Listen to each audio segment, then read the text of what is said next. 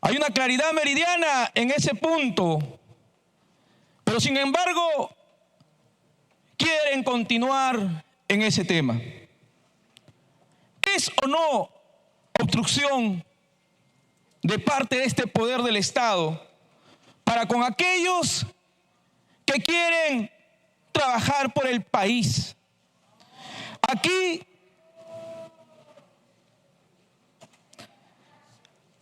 lo que vemos, hasta quieren obstruir en lo que yo quiero participar. Y después se dicen demócratas.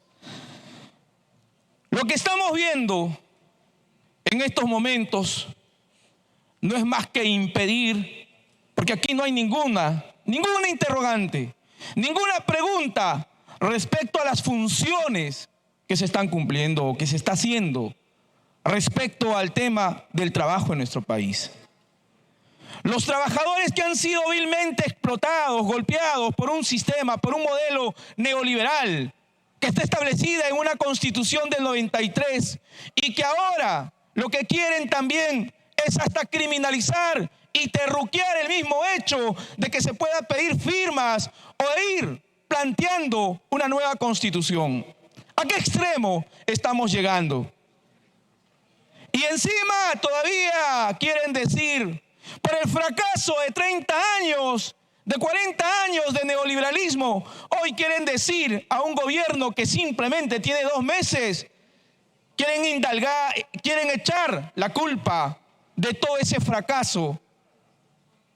No entiendo lo que estamos viendo en estos momentos.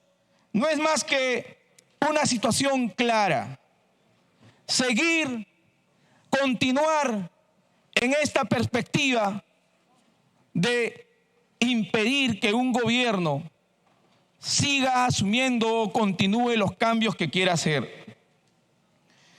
Nosotros le decimos, señor ministro, que hay que continuar trabajando por esos obreros, por esos trabajadores que han venido siendo pisoteados sus derechos laborales, que en estos momentos están aquí al frente dando su respaldo. Hay que continuar con la Agenda 19, que la CONFIEP simplemente lo ve como un pliego de reclamos.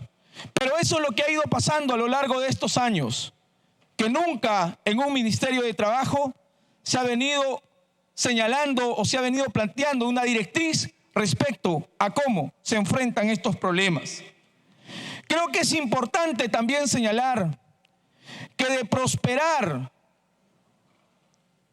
la censura después de esta interpelación, yo pediría al presidente Pedro Castillo y al premier que se pida la cuestión de confianza, porque de esa manera vamos a poner aquí orden también y el respeto a un ejecutivo y el respeto a un gobierno para que se continúe haciendo este trabajo.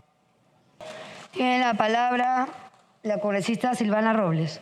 En mi condición de congresista no puedo cuestionar este derecho que viene a ser la interpelación a un ministro. Pero lo que ocurre es que antes que la moción de interpelación, los interpeladores ya tenían preparada la moción de censura al ministro Maraví.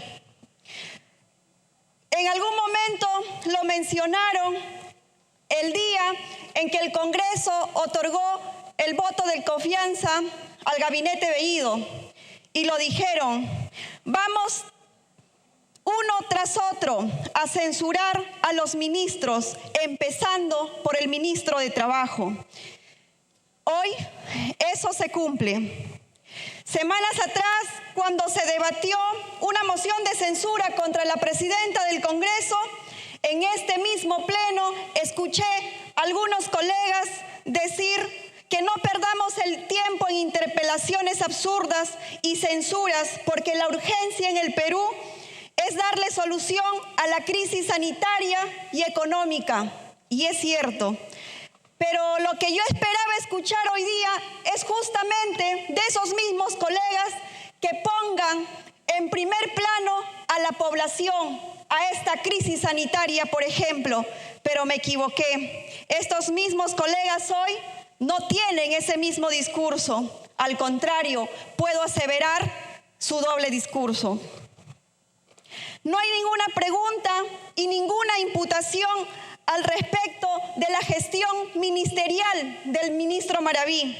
Entonces, ¿dónde estaría la responsabilidad política, me pregunto yo, que amerite esta censura?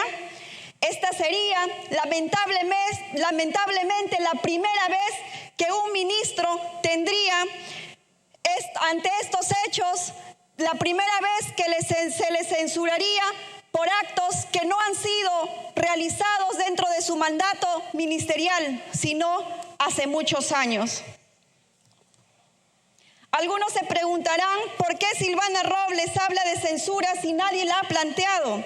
Lo cierto es que no puedo ser ingenua. Sabemos que eso es lo que sigue y que la interpelación se planteó como antesala porque no lo podían censurar directamente.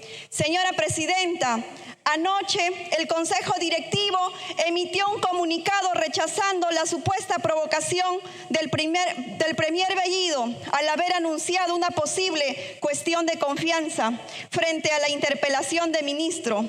Eso es falso. La cuestión de confianza, 30 segundos más.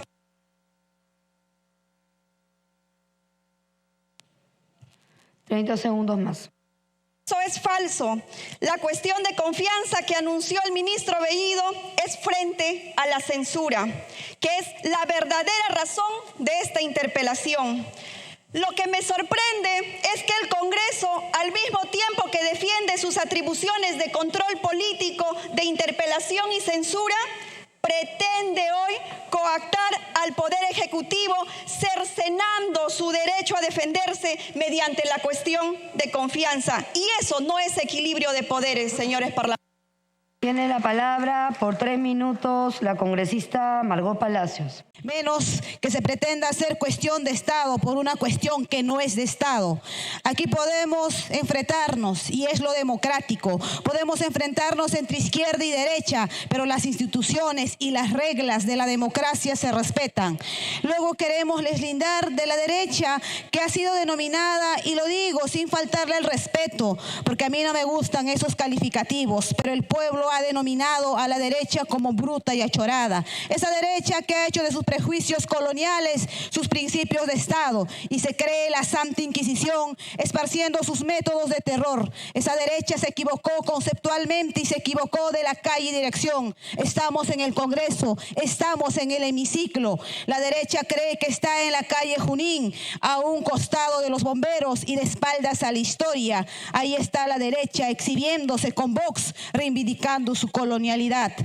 Este temperamento antidemocrático, pasadista, no actual o contemporáneo, que pretende devolver al Perú a los años 90, es lo que se expresa en las mociones que dan lugar a estas contiendas interpelatorias ofensivas a la modernidad y a la tolerancia democrática en el pensamiento y en la afiliación partidaria y a la convivencia entre peruanos, porque su propósito no es el de construir un país soberano, sino de conservar privilegios que parasitan el progreso del país.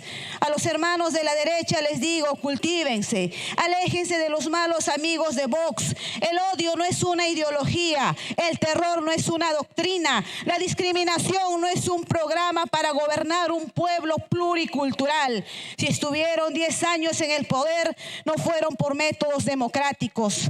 Pero la defensa sin restricciones que hago al ciudadano Maraví, al sindicalista Maraví, no es defensa del ministro Maraví. Este gobierno popular, con todas sus limitaciones y porosidades, con todos sus todavías, es mi gobierno porque el pueblo lo eligió y porque el pueblo lo respalda y espera las políticas que lo beneficien. Y siendo mi gobierno, tenemos que ser también autocríticos, señor ministro.